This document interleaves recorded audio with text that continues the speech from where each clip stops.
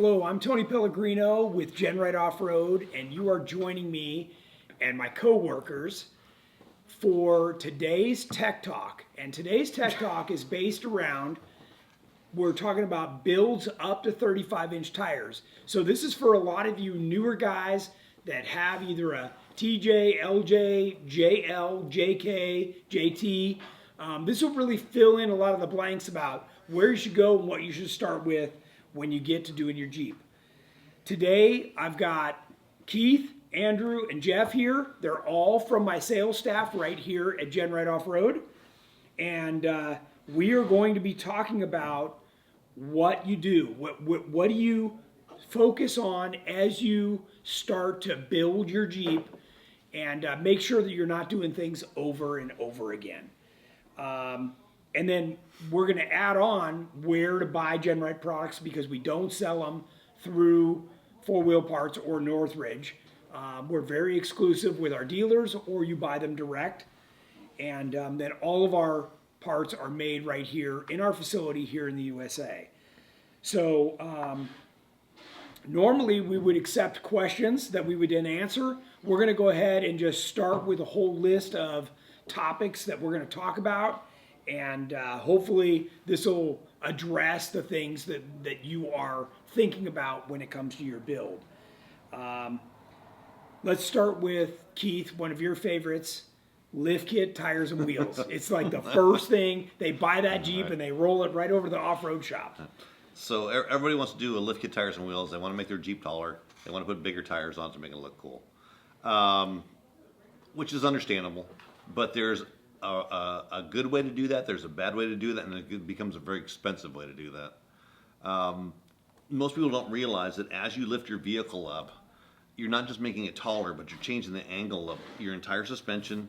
You're changing the amount of travel that your shocks can have. You're changing the angle of your drive shafts, and your drive shafts are only designed for so much angle. So if you lift it up too much on a new JK or JL, anything over about 2.5 inches, you're going to exceed the limits of your suspension. The lift kit will go on there. You can put the tires on there and you can drive it down the street. But if you try to take it off road, what happens is your suspension becomes your limiting factor, and you put stress on ball joints and drive shafts and this type of thing. And that's how people get into trouble and break things. So be aware that when you want to do your lift kit, tires, and wheels, to understand the amount of lift you're doing, and make sure the other components in your vehicle match the amount of lift. It's the worst thing in the world to find out I did a 3.5-inch lift, but now for some reason I went off road one time and now my drive shaft makes all kinds of weird noises because you flex the suspension out, the drive shaft didn't flex with it, and you're now using your drive shaft as your limiting strap. Yeah. That's a really bad idea. Yeah, we've seen that too many times. So it's you have to make sure that all your suspension components go together. One of the reasons why we all run Heims on all our steering, because Heims have a larger amount of range of motion. I've seen so many people that have broken their steering going off-road using ball joints. They have big giant tires and big long shocks, and their steering is designed for little teeny tires and little teeny shocks. And they don't realize that that's what's causing the problem. You can go out and buy the best heavy-duty, super unobtainium ball joints that ever existed, but if they don't flex enough, they're still going to break. Yeah, and a lot of the time they just put on a bigger one off a one-ton truck. Right. Oh, I'll just do one-ton trucks. So I should add, for people watching this, you're talking to a group of guys that has Jeeped for over 20 years. We've all built our own Jeeps. We've all been down the path of, oh, I'm just going to throw on bigger tires and wheels, and been down that path of, oh, the steering's now jacked up, the drive shaft's jacked up. We're trying to advise you on how to, it's our slogan, take your Jeep to the next level. So, by the way, these are the same gentlemen that when you call in here, you get to talk to on the phone, and they are happy to help advise you on your build and explain even further than what we're going to talk about today, why you can't do this or why you should do this. In certain order, so that you're not spending money twice, 3 times, 4 times, 5 times. And you don't want to be a hazard out there on the highway either. One of the things that I want to add to what Keith was just saying is your first clue to a lift kit that isn't what I'm going to call designed properly is when they give you spacers to move the transfer case down. Okay, the whole idea behind you putting the lift kit on was to get more ground clearance. Okay, especially in the middle of the vehicle. Now you've just taken all that away. You've literally offset it. So these are like glaring signs of it's not right. Yeah. Okay. Why in the world would you do a lift kit and then take the most important part of your vehicle, the center of underneath the frame, and drop it down even lower to the ground? You defeated the entire purpose of doing a lift kit. Yes. Leave it the way it was. Yeah. You'll be better off. Now, okay, all that said, look, we know everybody's got a budget. We know not everybody wants to do the most extreme stuff. I get it. Maybe you live by the beach and you just want the look of bigger tires. Hey, that stuff is for you, okay? It's perfect. You're going to love it. It'll work for you for a long time. What we're trying to do is we want people to spend money once, get the value, enjoy it, right? Don't ruin your vacation because somebody misadvised you or didn't tell you what was going to happen next. That's why we're here. We answer the phone so that we can advise you on what to do next and how to avoid those pitfalls, right? Yeah. So Andrew just recently built his Jeep and has been working on it for a long time. Why don't you describe for the folks that are watching this what you did and kind of how you stepped into that? Yeah, so for me, we get the phone call every day. I want to build my Jeep in stages. I don't, up until what I attempted to do with my LJ, I really feel that I was able to do a successful transition from one step to the next. The first step was for me buying the right vehicle. Looking around at all the different Jeeps that were available, I felt that buying a Rubicon LJ was going to give me wheelbase, the strength of parts, the space I needed. Everything about that Jeep screamed perfect build material. So I knew I wanted to go and, wheeling with these guys, I got to be on 60s. I got to be on 40s. I can't afford that. Are you kidding me? But I'm still here, right? So how can I get there and not waste my money? So first things first. Rubicon's good, yeah, right? Because now you got lockers and low gears. Lockers and low gears. Yes. So being that the Jeep has a 6-speed manual, I had a slight advantage of how to kind of safely build the Jeep without looking at the gearing and still be able to go to a bigger tire and not have to potentially put a ton of stress on it. So first things first, looking at tube fenders. Our standard tube fender opens up the wheel well 1 3/4 over stock. The Highline fenders for CJ, YJ, TJ, LJ offer 3 more inches on top of that. So essentially you have almost 5 more inches of wheel well clearance depending on which fender you choose from GenRight. So I knew that with the Highline fenders, I could jump up to a 35 and actually even a 37 if I did a body lift. So, him and Han about body lifts, that's, putting spacers on the body, it's not the right way to do it. We offer a product that actually re-welds new heavier duty body mounts onto these older Jeeps that give you that 1-inch body lift without the hokey spacers. And that in and of itself allowed me to do our belly up system. So the belly up system gives you, instead of dropping it down, I'm actually you were able to push it up. Yeah, able to push it up. So the belly up gives us almost 3 inches of extra belly pan clearance, and that is a huge step in the right direction. That is equivalent to doing a 3-inch lift that so many people want to do when they're wanting to put 35s on their Jeep. 3-inch lift and 35s. So for me, fenders, belly up, I was able to run a bigger tire, a 37, but a 35 also would have been perfect for that. I was able to take my belly pan clearance from 9 3/4 of an inch all the way up to 16 inches. That would have been 15 and a half with a 35, or 15 inches with a 35. But on the 37 is 16 inches. So not touching the suspension, the Jeep drove beautifully at 80 miles an hour. It drove like a stock Jeep, but it had maximum clearance that you could get on a 37-inch tire, and it drove down the highway at 80 miles an hour, and we could have a conversation on our way to Big Bear. Yeah. It was, and without feeling like you're going to die while you're driving down the road. And that's a big part of the road manners of the vehicle is a big part Yes, of what yeah. we're trying to maintain. Yeah. So many people, and I'm talking about the off-road shops that are out there, they call it, well, that's what the way a Jeep should drive, or the way It's it a ends Jeep up thing. driving. It's a Jeep thing. No, it's not. It's not. It's absolutely not. You shouldn't settle for that. And I want to take a second Absolutely. to point that out. Yeah, absolutely. So keep going, because Yeah. I was also going to show that on our website we've got your gallery where they can see what we're talking sure. about, right? Sure. So So I'll just keep talking. So, the 35-inch tire, I'm going to talk about the 30, even though I was on 37, so let's talk about the 35-inch tire.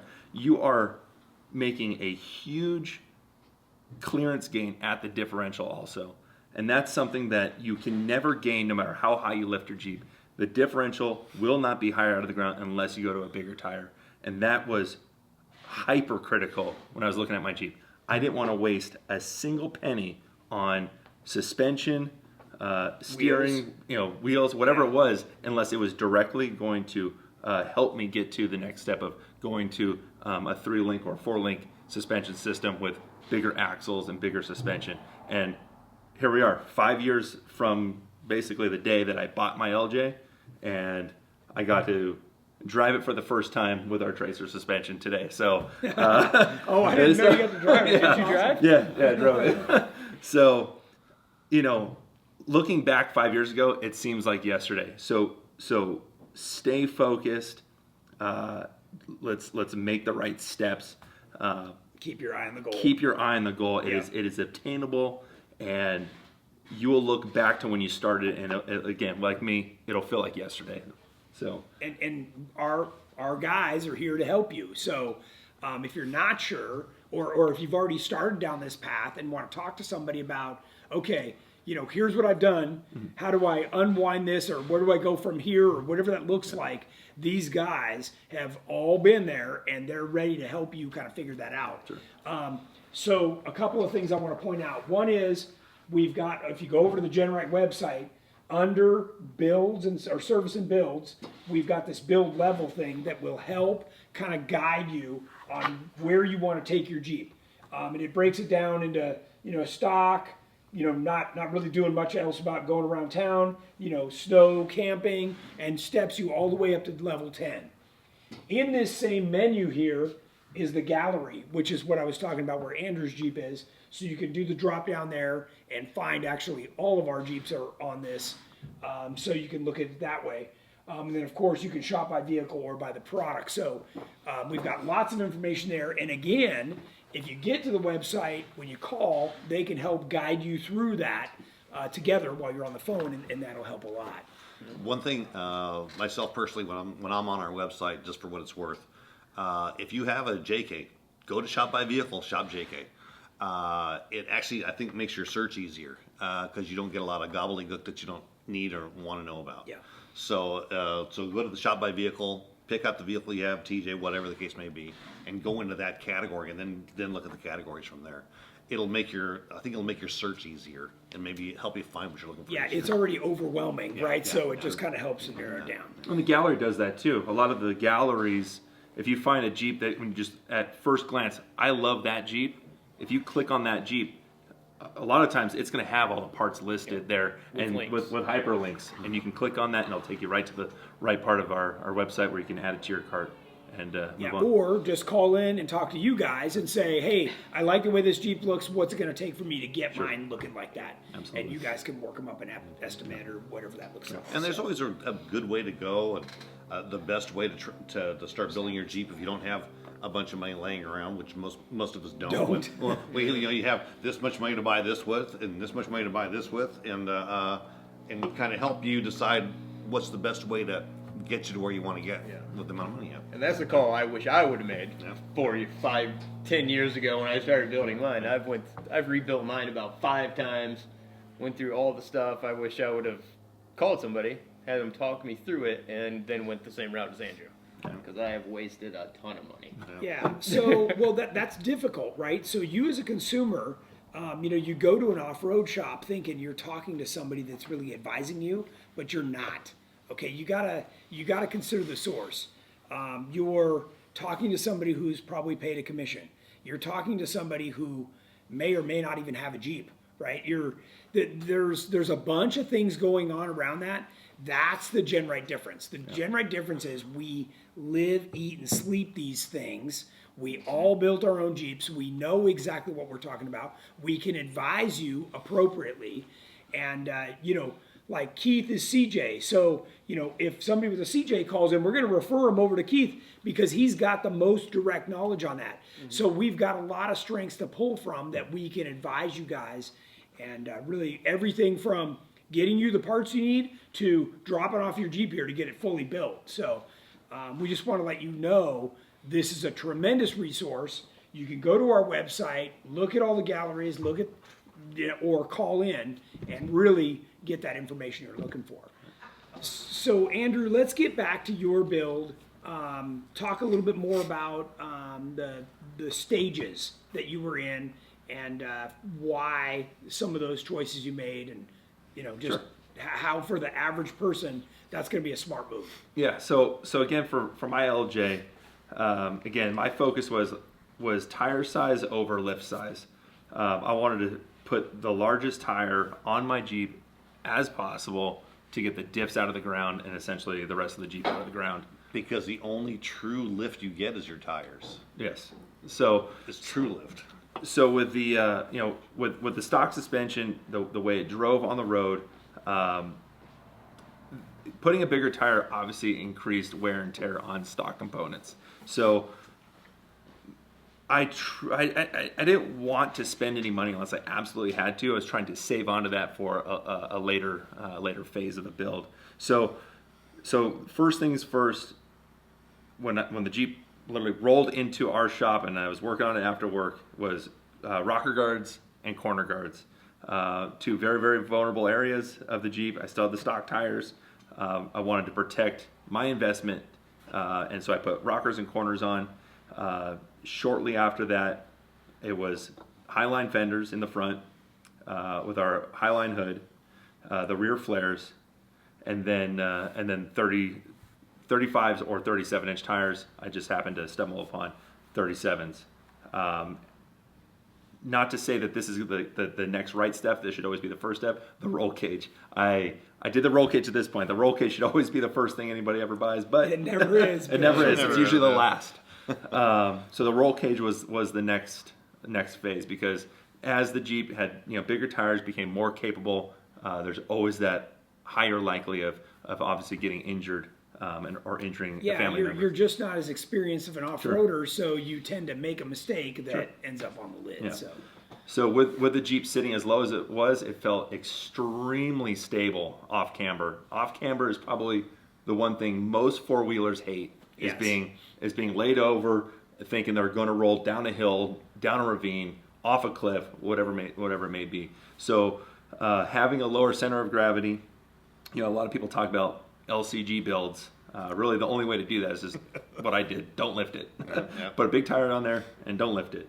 That roll cage really provided a lot of comfortability amongst how comfortable the Jeep was for you and your family. Yeah, for me and my family. So security. The next step that I was taking was going to be that belly up.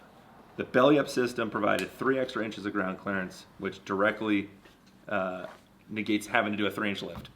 I did a belly up system, and with the larger tires, I increased my belly pan clearance from stock to the current state that it was in, 7 inches, 7 additional inches over stock. Stock suspension. Yep, stock suspension. 37-inch tires. 37-inch tires. With a highline body all the way around. Yeah, highline fender, right. And then and the belly up. So. And those were Rubicon 44s. Rubicon 44s, and I had not touched those 44s yet. I still ran the stock gearing, stock lockers, the stock transfer case, and the stock steering. And so after about a year and a half, I began to need to upgrade the steering, upgrade the track bars as things began to wear out. So depending on how long these steps take, I may not have had to spend any additional money, but because of how long I was going to keep my Jeep in that stage, I ended up having to purchase a heavier duty stock replacement components, the control arms, the track bar, the heavy duty steering, and so forth. And the thing, it drove better than when it was stock at that point. I should have done that from the get-go. But what else about those phases? Should we mention? Yeah. I think the main thing is that I think about when in those steps that you made are everything you did. You were able to take parts off and sell them, Absolutely. right? They still had Yeah. value to somebody Yeah. else. So you didn't start cutting and hacking, and Right. next thing you know, nothing's worth anything. Exactly. You saved those 44s. Yep. Even 5 years later, you were able to sell them for every penny, Yeah. right? The Rubicon transfer case, Yep, that right? full These big are money. these are the kinds of things that as you guys make changes on your vehicles, it's super important that you don't just start hacking stuff up and what I call Frankenstein and stuff together, because now when you take it out, it's not worth anything to anybody. So, but we always talk about how when you sell those, it gets you that much closer to your 60s, right? I had a phone call a couple of days ago. The guy had a Dana 30 front end in his JK. He sleeved it, he trussed it, he put chromoly axles in it. The problem is he still had a Dana 30 when it was all done. Yep. And he spent thousands, of dollars on it. because he didn't do the work himself, right? So he bought all that stuff and paid somebody for the labor to re-gear it and put the new lock. He's thousands into that thing. So and the problem is that the amount it elevated his strength of his axle does not compare to the amount of money he spent. Had he just saved that money, waited another 6 months, he could have bought a bolt-in Dana 60 and he'd been done. Even a 44. Or Okay, even a so 44. so talk about. I know you explain this aspect good. The difference between a 30 and a 44, and because a lot of people don't understand what all those numbers mean. So when you're talking about a Dana 30, a Dana 44, a Dana 60, Dana 70, Dana 80, it relates to more than just one aspect of the differential. It is the ring size, it is the pinion size, it is the amount of tooth engagement in the ring and pinion, depending on the gearing. It is the diameter of the axle, it's the diameter of the axle tube, it's the size of the knuckle that holds the steering on, that holds that wheel on. So as you increase those numbers, and as they go from a 30 to a 44 to a 60 to and so on, you're not just improving one little part of it. You're improving up several parts of it. Curry makes a Dana 44 just like you can buy a Dana 44 that's in his Rubicon. Except look at the pictures of the two, compare them on their website. The Curry 44 center section, the pumpkin area, is enormous. It's amazing the difference. It's half again as thick. Tube's thicker. The tube's bigger. Oh, and by the way, it's a high pinion. Right. Oh, yeah. Right? So they take it from a low pinion to a high pinion. It's like you start fixing all that stuff, right? All expense. Exactly. And the reason why a high pinion is important, so people understand, is on a front differential, on a high pinion, you have what they call the right side of the gear and the wrong side of the gear to run on. A high pinion on the front end allows the gear to run on the proper side of the gear, which really means the stronger side of the gear tooth. Yep. Okay? So you can have a smaller differential that's in a high pinion, but because you're running on the stronger side of the tooth, you actually have a better differential. So it's like I said, it's not just it's a Dana 44. Well, what Dana 44 is it? What gears are in it? What axles are in it? What size tube that is yours? And Keith, earlier you talked about, it's not as simple as just putting chromoly shafts in to make it. So talk about that a little bit. So everybody's quick fix is I have my Dana 30, my Dana 44, so I'm going to put chromoly shafts in it, which is great. But you only fixed one thing. You didn't fix all the problems that are all the potential issues you could have with that differential. You still have a small knuckle. Your axle tubes are still a smaller size. Why does that matter? Because when you're going down a trail and you're beating your Jeep up and you're going over rocks, those axle tubes are a smaller diameter and they're a thinner wall. They bend easier. People bend their axles.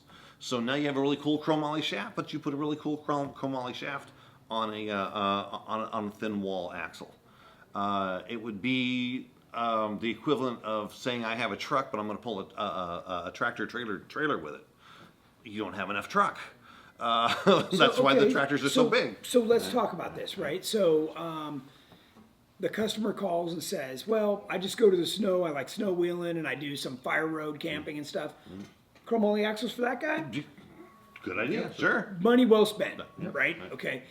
But what happens is, what I know is everybody, that's great for this summer. Next summer, they go, well, now I want to be on 37s, or you're just spending money to get ultimately. Now, not everybody knows where they want to go, like you did, right?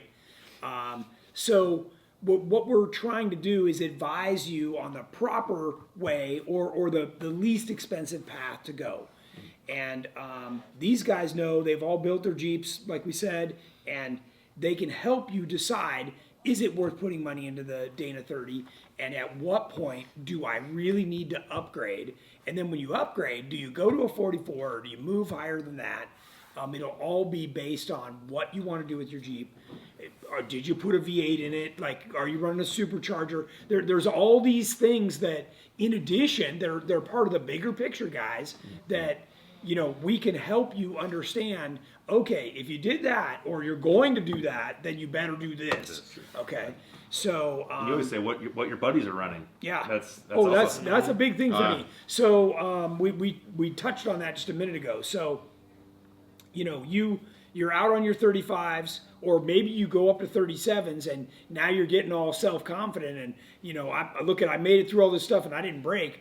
Well, now you start going wheeling with your buddies that are on 37s or 40s, and you start getting confident, and that's when it breaks. Yeah. So what I always say is, if you are wheeling with those guys, if your friends all have bigger tires and are more built than you either need to step up or you need to find new friends. That's the bottom line. A true story, and I mean this with all the love, and hopefully he'll never watch this show. I had a friend of mine who I used to go wheeling with, who always wanted to run the big trails with everybody. And I'm not exaggerating. I watched him once in 10 feet break his front differential and his rear axle in 10 feet of each other on a trail. On another trail, we were on Sledgehammer. He broke his axle. We pulled the whole thing apart. We put a new axle in it, and he drove about 50 feet and broke it again. Okay, because his Jeep wasn't set up for the kind of wheeling that he wanted to do and the size tire that he had. So I actually told him one day, I said, dude, you either build a better Jeep or run easier trails, because I'm tired of being your tow vehicle. Okay, because I told that guy out of 4 trails minimum. And it's not fair to the other people you go wheeling with. It's no fun for you. My God, it's horrible. So keep that in mind when you're building your Jeep. Make it what you want to have and how you want to roll. Because fixing one on the trail is no fun. No. Driving one on the trail is a lot of fun. A lot of fun. Yeah. Okay. So the other common question you guys get is, how big of a tire can I go on a stock locker, a Rubicon locker, right? And I know earlier we talked about how it's all about engaging it at the right time. Right. Don't turn it on when you get stuck. You that stock stuff, you just gotta baby it, right? And then you can make it live for a little while, like you did. Yeah, I would always think ahead. My lockers were always on, even if I didn't need it. I just wanted to be, know that they were engaged, and I wasn't going to put them under any adverse stress. LJ Rubicons 35 is the max you want to run. Yes, I ran a 37. It was borrowed time business right there. That is. But you drove it like you. Right. But he respected the fact that he had 44. Yes. That's the other thing people forget. Yes. Exactly. So never broke it. JK, and you got to think about wheelbase. So a JK, a 35 is, that's not really a big tire for that long of a vehicle. So I'd always encourage a JK owner, JL owner, definitely, 33s, don't think about that. TJ guys, 33s, 35s, whatever. But a JK, JL guy, that 35-inch tire should be the minimum. The minimum. That they should be thinking. And the axles, whether it's a JK or JL, the Rubicon's going to handle it no problem. Yes. Yeah. So let's actually talk about this one for a second. Mm-hmm. So this is a JK 4-door that we built a long time ago, very similar to the JL right now. So you guys with the JL, a lot of this would apply. What we did here was we put in a small 1.75" puck lift that goes between the spring and the suspension, okay? What that does is it just lifts it a little bit, and it keeps it under the threshold where you're going to need to replace the steering and the drive shafts and the brake lines. It's going to, the road manners will be exactly the same. So even though you have this updated look with a 35-inch tire and fenders now, it's going to look really beefy and off-roady, but it's going to drive nicely, okay? Once you pass this, you have ventured on to the land of no man's land, right? Because now, once you go to a 37, it's a little harder to get in. You had to lift it a little bit more. You just need to know, man, buckle down. You're about to spend some money, because not only do you need to fix a lot of the driveline stuff, you need to beef up the axles, right? And because now you're pushing a bigger tire. And yeah, you can get away with it on a 44 for a little while, but you're asking for it. Yeah, once you go to a 37, your factory steering box is on borrowed time. You really should be on ram assist, what they call ram assist steering. So that's a beefed up steering box with a hydraulic ram to help you turn it. Ram assist is something I think a lot of people don't understand also. Or hydro assist. Or hydro assist. Yeah. There's also another part of this that goes along with that. If you've ever been on a trail and somebody's going over an obstacle and you're saying, dude, turn right, and you see them, they're grabbing the steering wheel, they're literally hanging on the steering wheel, and there's nothing's moving. There's several reasons for that. A, your stock power steering isn't strong enough to move your tires and wheels. Your angles of your steering are at such great levels that what's happening is you're no longer pushing the tire outward to make it turn. The steering's actually pushing down. Okay? Yes. So the tire's not going to move. And what ram assist does, or hydro assist does, it helps that action because it's straight in line no matter what angle the differential's at. Mm-hmm. It's straight in line with that wheel, and it's going to push that wheel out and turn it and pull it back and forth. Because it's mounted on the axle, not on the frame. Because exactly, yes, like the steering box. Exactly. Yeah. So the two are literally one together at that point. Yeah. So even if you're running just a 37-inch tall tire, especially like on a JK that's a relatively heavy vehicle, that ram assist is just going to help your steering. Your drivability is going to be better. I have 40-inch tires on my CJ7. I can drive my Jeep with 2 fingers anywhere. Doesn't matter if I'm in Johnson Valley or going to the grocery store. And that's why, because of my ram assist. It takes those big giant tires, that big giant contact patch, and is strong enough to move that without any stress to the rest of the system. So the next mistake a lot of people make, they go down for brand new tires and wheels, is they get the wrong offset. Okay, so now the wheels stick way out. Now that looks cool, and it used to look cool back in the 80s. But what it does is it leverages everything on your dinky little knuckles and suspension to now it's under a lot more load. And if you're going off-road, it's going to put more stress and strain on it. If you're not going off-road, if you go, oh no, I live by the beach, I just want the look, well, what you've done now is it's going to try and find every little groove in the road as you go along. So this one has the proper back spacing, and that's part of the reason you can find this on our website in the gallery section, that we want to show you guys this. And if you can't find it, call in, talk to one of these guys, and they'll be happy to guide you into the right section and the right wheel offset for what you're doing based on the tire size. So as you go with a bigger tire, they need to move out. They have to have somewhere to go in the fender well, okay? And by putting spacers and stuff on is not the right answer. So depending on what level you want to take your Jeep to, we're here to advise you and get you pointed in the right direction, okay? Andrew, you touched for a second on lower center of gravity, or low CG, which a lot of people talk about. That was one of the nice things about this vehicle, was we got all the ground clearance we wanted underneath the differentials, gave the vehicle some good capability, still good road manners, keeping the center of gravity down, so that when you do go off-road, it doesn't lean too much and feel like you're going to flip over on every little rock. And guys, even if you're not rock crawling, even if you're just going on some fire roads and camping and stuff, some of those service roads, even for power lines, can get pretty hairy. And again, we want to help you understand, okay, yeah, you've gone to a bigger tire. Now it's time to start thinking about lockers if you're really wheeling, and where you start spending that next money. And that's a big piece of, I think, the missing puzzle. And if you don't do that, so say for instance, you took this non-Rubicon and you went out wheeling. Well, what you're doing is you're spinning one tire, and when it hooks up, that's how things break. And even if it doesn't break, it's stressed and it's gonna break. Yep. Okay. So you just have to remember those driveline components will only do that so many times. Okay. Now they seem very forgiving, and you see kids do it all the time, and you watch videos on YouTube. Well, those guys aren't wheeling with me. I can tell you that, because I don't want to be towing them out. Let's see, Jeff. Why don't you have anything to talk about in terms of like your stages of the build and I know earlier you mentioned, man, I wish I could have found that guy. Yeah, mine. Well, the smartest move I ever made is I got a 98 TJ back in 2005. Decided I was probably going to get into it a little more than I wanted to, so I sold that and bought a Rubicon. Yeah, definitely so smart. Instantly got the 44 as a transfer case. Started with 33s, then eventually went 35s, 37s. But back then, it was pretty much you get on Pirate and then followed other people's questionable builds. Yeah. So they seem screen smart. Right? Yeah, exactly. So I was trying all kinds of stuff.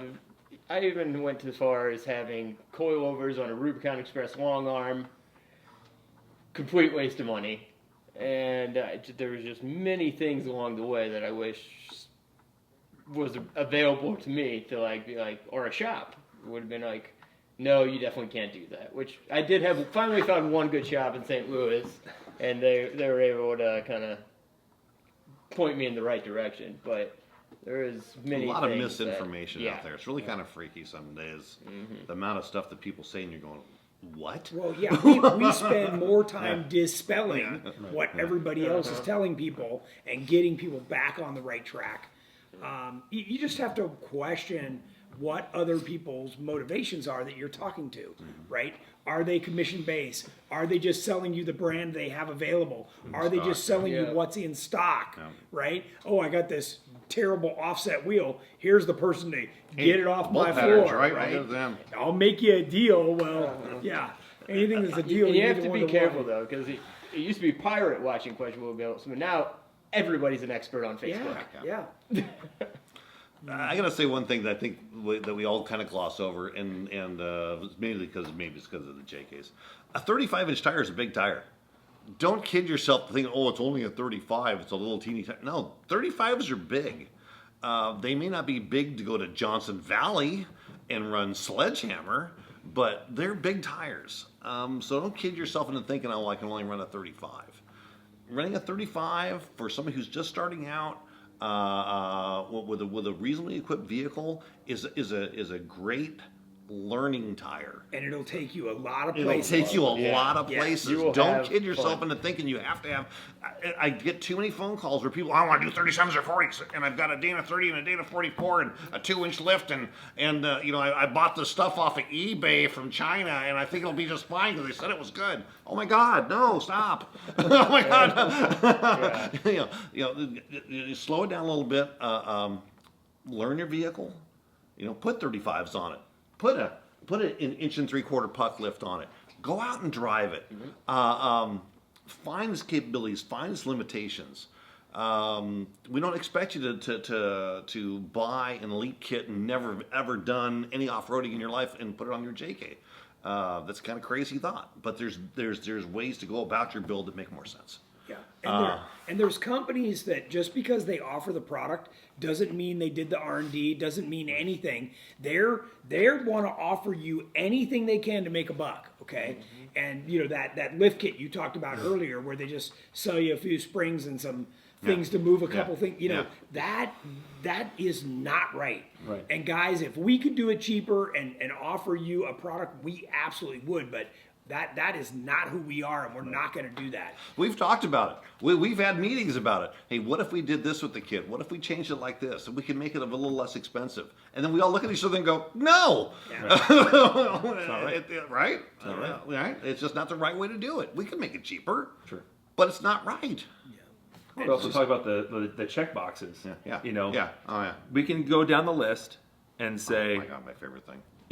40-inch tires, coilovers, long arms, V8. Yep.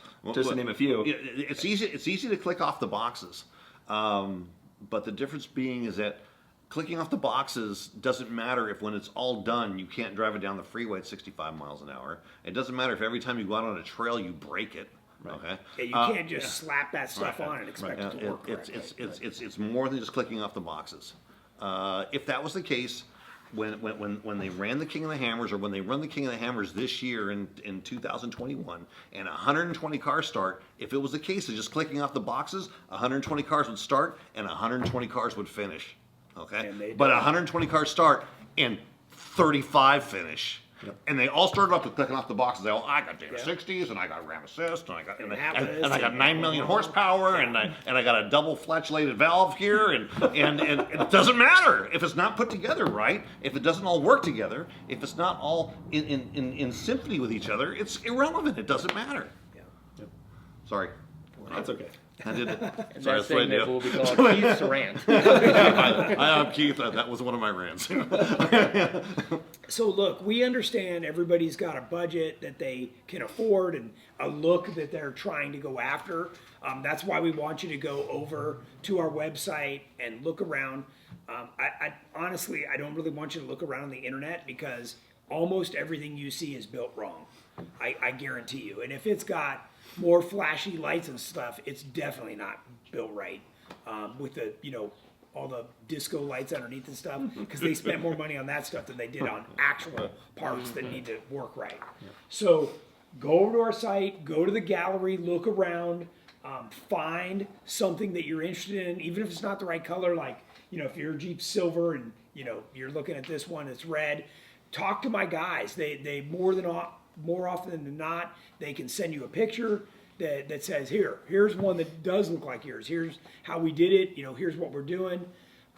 There's a lot of things going on. We don't photograph every single Jeep we build or every customer we've worked with. So we just use them as a sample and then really just get you guys on the phone or on the website to start working with. Something we never touched on. Everybody wants to put body armor on their Jeep because they want to make it look cool. Or different, for that matter. But body armor has a purpose, especially with GenRight. The reason why that bumper is the size it is on the front of that Jeep is because that gives you maximum clearance. It's as tight to the frame as it can get. It's going to allow you to be able to come up to an obstacle and not crash into it with your bumper before you get to it with a rock in the way. If you bump your fender on a rock, it's not going to just tear the fender off. Your plastic fender is not going to tear off and fall on the ground. It's going to hit that fender and it's going to deflect, and you'll be able to move along. The rocker guards are there because when you go up over an obstacle and you go across a rock, you're not going to cave in the bottom of your Jeep and not be able to open your door. The rear bumper is the same way. The rear bumper is tight to the body. It gives protection so that if you drop off an obstacle, it doesn't crush the back of your Jeep, and then you bend the back of your Jeep and now your hardtop doesn't fit right. It's not just for looks. They all have a reason and a purpose behind why it's designed the way it is and why we build it the way we build it. More than just the looks. We like the look, but the look is part of it, but it's as much as function as it is anything else. It's not as obvious that it's for function, but it's as much for function as anything else. Yeah, and I want to add to that. In addition to that, we build all of our parts out of high-grade aircraft aluminum.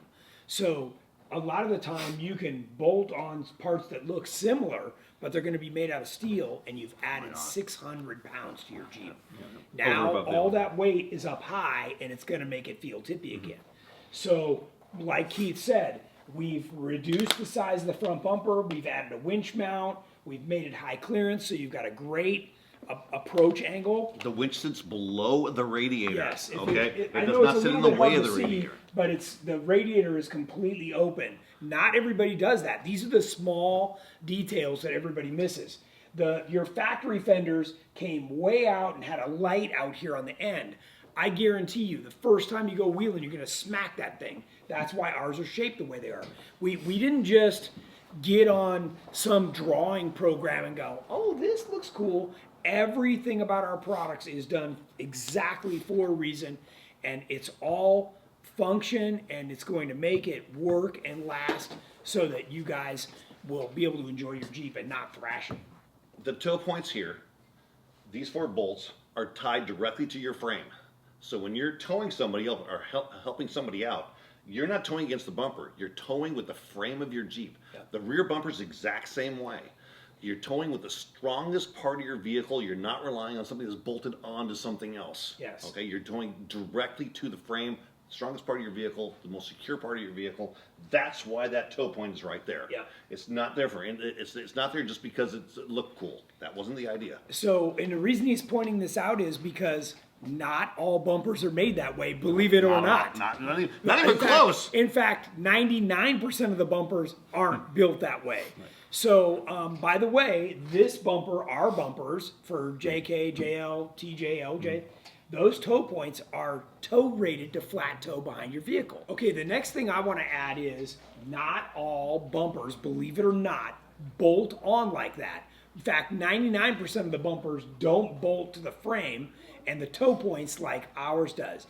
In fact, our bumpers are all rated for you to flat toe behind your motorhome or your pickup truck, which is really awesome because you don't have to put on any other mounts. Your toe bar can go straight to those things. That's how tough they are. All right, next topic. I did want to make one more. Yeah. One more important, very, very important point. And this goes for guys that were following my path of the LJ, the Highline fenders, and this Jeep right here. You're buying a much better quality USA made part. It's going to last. And when I look at my Jeep going into the next phase, all the armor that I got to retain. This Jeep right here, we could take the body off of this Jeep and put it onto Terremoto's chassis and not have to change anything about the rockers, the bumpers, the fenders. It will all translate into those next phases, and that was Yes. a really, really critical part. Yeah, that is a good point. So whether, this I think is like a level 3 build right here. So whether it's level 3 or level 10, those are the same parts you'd put on. Absolutely. Right, that's your point. Yes. So that's awesome. So whether it's a 35-inch tire or a 42-inch tire, Yep. you're still going to put these same parts on. Yep. So the good news for you, the consumer, is you're not spending the money over and over and over again. Right. A great point, great point. All right, next thing we need to talk about. Batter. Hey, batter. We already talked about low CG. We already talked about why you can't or why you shouldn't, right? Hey, can I that's touch always on one thing on Sure. low CG? Okay, Yeah. well, low CG. This seems to be the latest hot button topic. And I think it's the latest hot button topic because there's a lot of builders out there that are building Jeeps and they're telling you that they're low CG. If you look at the pictures really close, they're not low CG at all. They're no CG. The reason being is they literally have the Jeep is sitting on the bump stops, which makes the vehicle effectively worthless the way they're showing it to you. A vehicle has to have up travel. And if you have a 40-inch tire and you have a shock, okay, you have to have up travel of some sort. Once you do that, you have to lift the vehicle up. If you want a lowrider, go buy a 68 Impala, okay? Yeah. Your Jeep is not a lowrider. If you want to be able to drive it halfway reasonably, you can't have an inch and a half of up travel. You're going to be into the bump stops unless you have $1 million suspension. So low CG is true. We don't want to build monster trucks anymore. 100% correct. But don't get sucked into the belief that I'm going to put a 40-inch tire on my Jeep and I'm going to have an inch of up travel and it's going to drive right, because it's not. It's not. It's going to ride terrible. It's going to ride terrible. Yeah. Okay. Where the Terremoto can go down a whooped out road at 60 miles an hour, you're going to be doing 5, and I'll be doing about 30 in my Jeep. So I don't have quite the suspension, but anyway. Just keep that in mind when you hear the term low CG. Don't let that cloud you to believe that the key to a suspension is just making the thing as low as possible. It's not true. Okay, so you've bought a brand new JL, you bought a brand new Gladiator, like you're ready to like start throwing money at this thing. You want to be careful about getting the right offset wheels, not lifting it up too high, not lifting it in a way that the shocks are going to be topping out, or putting a bunch of extension brackets on to extend the shocks or drop the skid plate or drop the pitman arm.